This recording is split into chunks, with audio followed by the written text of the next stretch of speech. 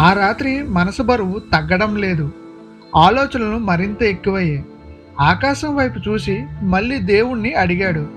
బ్రతకడానికి ఇన్ని బాధలు, కష్టాలు పడాలా?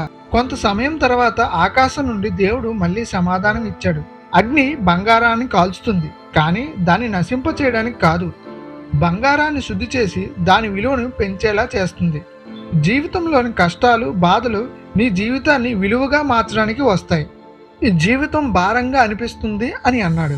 గమ్యం పెద్దదైనప్పుడు దాన్ని చేరుకునే మార్గం కూడా దూరంగా కనిపిస్తుంది. బాధ్యతలతో జీవితం భారంగా అనిపిస్తుంది.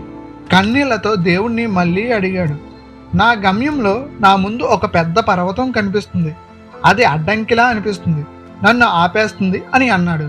దేవుడు నవ్వుతూ ఇలా అన్నాడు, నువ్వు అడ్డుగా ఉన్న పర్వతాన్ని చూస్తున్నావు, నేను ఆ పర్వత శిఖరాన్ని చూస్తున్నాను. అక్కడికి చేరుకున్న తర్వాత ఈ ప్రపంచం చాలా చిన్నదిగా అనిపిస్తుంది. నీ సమస్యలన్నీ చిన్నవిగా అయిపోతాయి.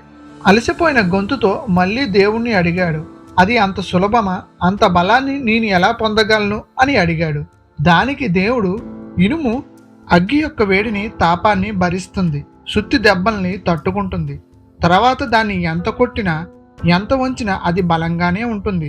అలాగే నీ జీవితంలో పడే ప్రతి దెబ్బ నిన్ను ఇంకా బలమైన మనిషిగా మారుస్తుంది. నీ గాయాలు ఓటమి గుర్తులు కావు, అది నీ విజయానికి మార్గం.